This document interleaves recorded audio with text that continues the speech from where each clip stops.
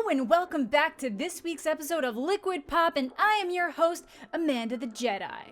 I hate saying my whole it's so cringe. It's fine. Why did I pick this name? Because Jedi are cool. But it's so cringe.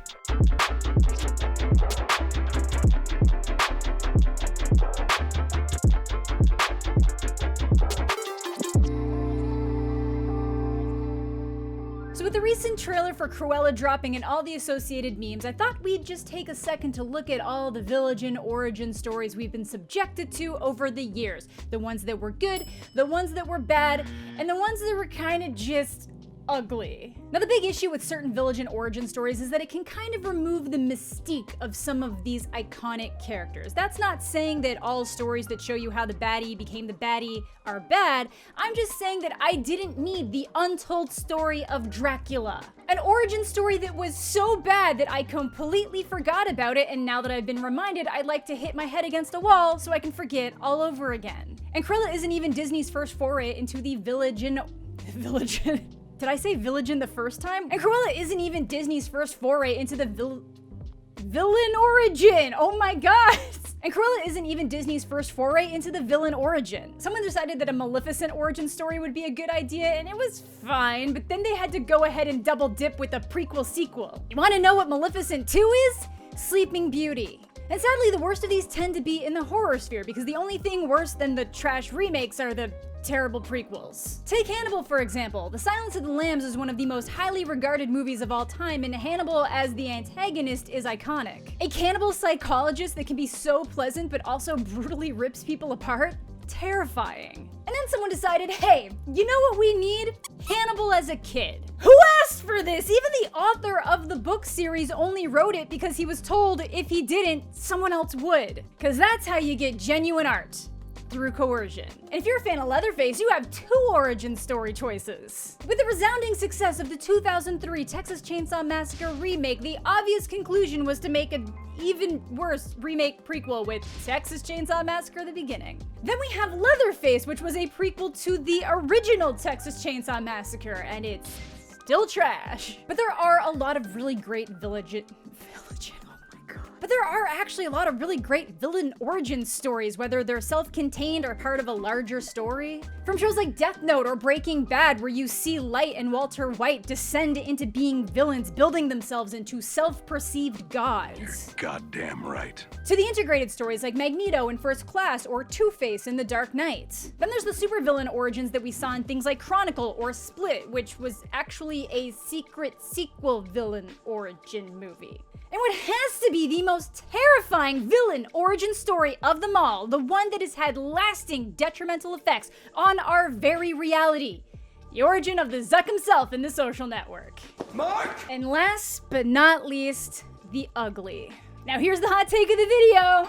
The Joker. Now I enjoy watching most of this movie, but I also am painfully aware of all the issues. Todd Phillips hit the jackpot with Joaquin Phoenix because he carries this entire movie on his back. The whole thing would have been immediately improved if they had just removed any mention of the Waynes and this was probably just some random dude, but then we probably wouldn't be talking about it. But I also don't see this character as the Joker. I can't imagine a world where I see Arthur Fleck going toe-to-toe with Batman. I just see this as like a standalone Joker what-if story, and I hope to hell it stays a standalone. Rob Zombie's Halloween remake, and if I'm being honest, I haven't watched this movie since it originally released, but I do remember it having a lot of ugly, colorful language, and because I can't decide whether it is good or bad, we're just gonna stick it here. And last, but certainly not least, Splice. One of the most disgusting movies I've ever seen in my life. Every single person in this movie is a villain, from the scientist who committed violations against humanity to Dren, who committed violations against my mental state, but most importantly, the director who subjected us to this fresh hell. But through all that hell, I do think there are some really interesting and engaging villain arc stories out there, and it's just all a matter of how they're handled. So where do you think Cruella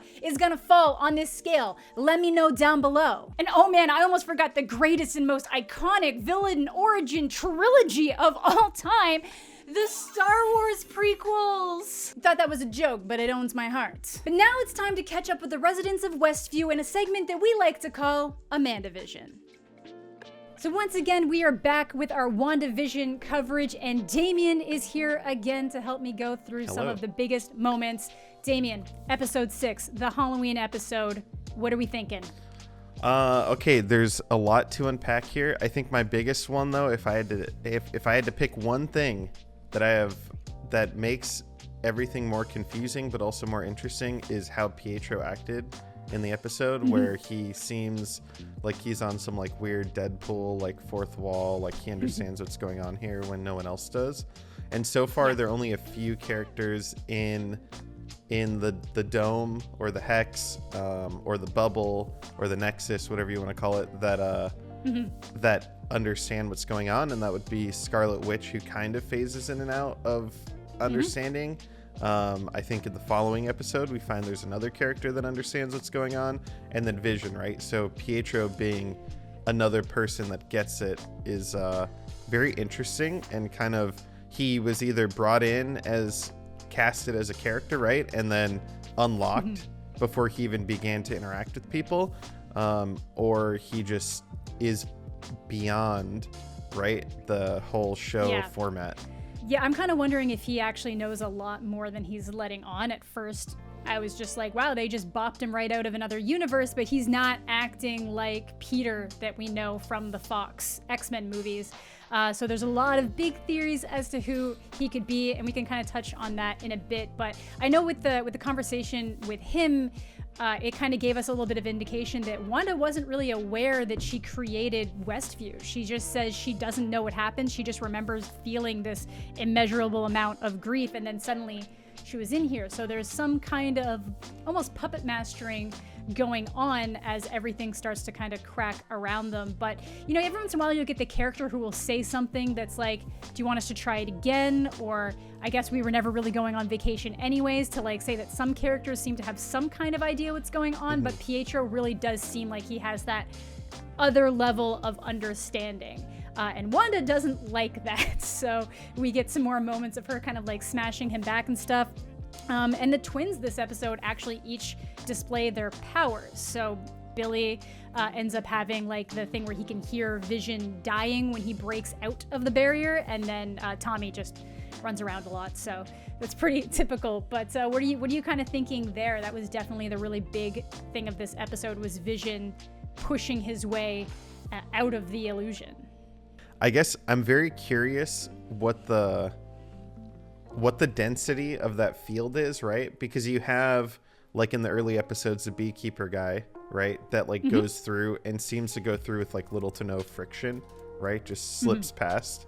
And then you have Vision, who looked like he had to fight his way to come out of it.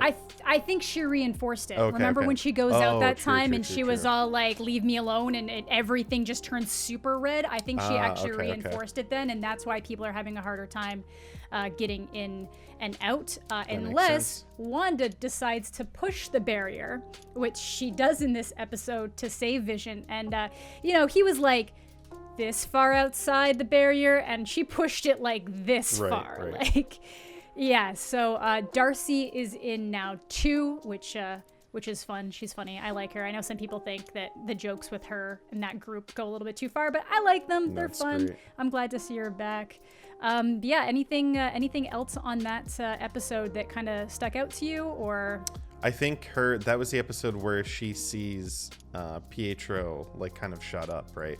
Yeah, so it's like every once in a while she'll have, because she saw Vision dead earlier on too, with kind of like the hole in his head and everything. So this one, she has the illusion that he died, and this version of Pietro has the same wounds that her brother Pietro would have had in Age of Ultron. So my question for you there is, do you believe that she's seeing what their like corpse actually looks like, or is her mind projecting what she thinks she should be seeing with both Vision and Pietro?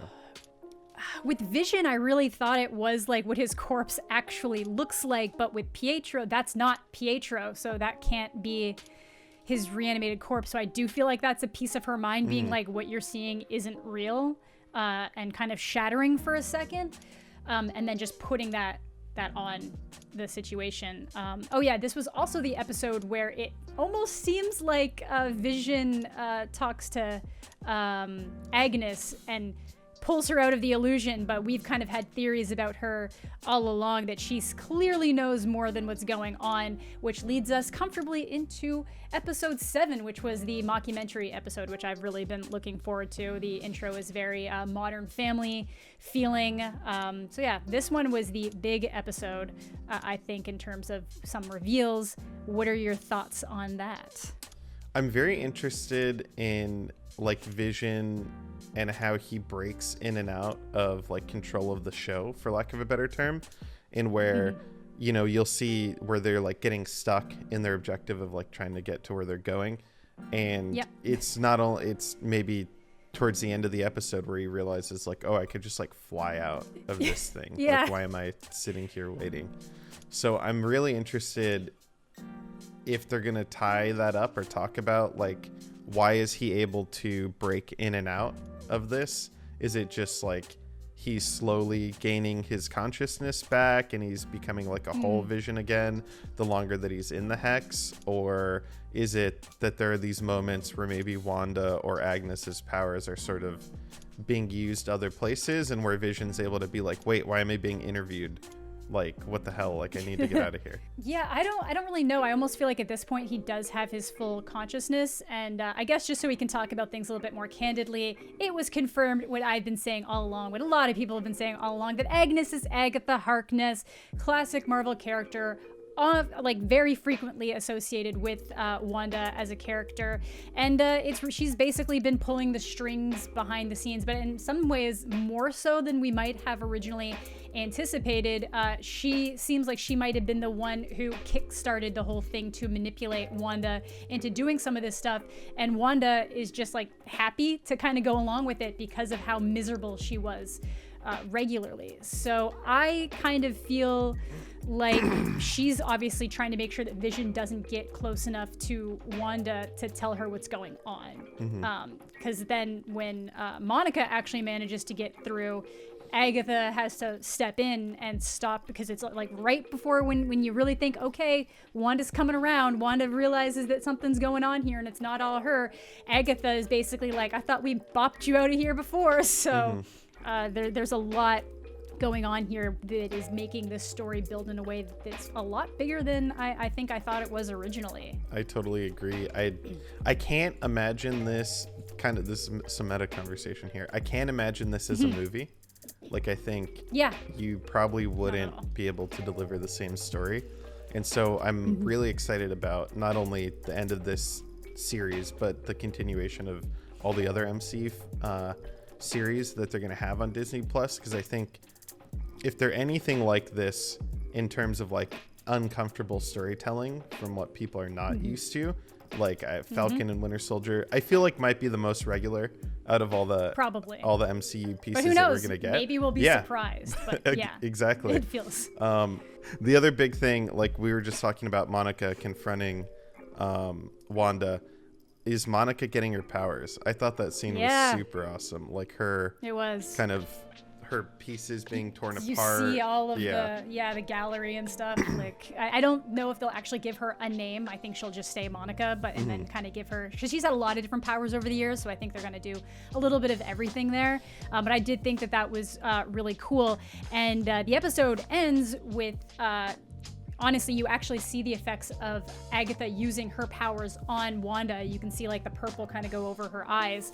And then Monica's trying to break in, and this is a post-credit scene, so if you didn't stick around, you missed this, but Pietro's been gone this entire episode until he shows up, and he's like, what is it, sneakers gonna sneak or something like that? And then he kind of has this purple glow to his eyes too, so I don't know if he's being controlled by her as well, or if he himself is some other being, because I kind of almost have this feeling that there's like a celestial horror thing going on here with who's kind of manipulating Agatha.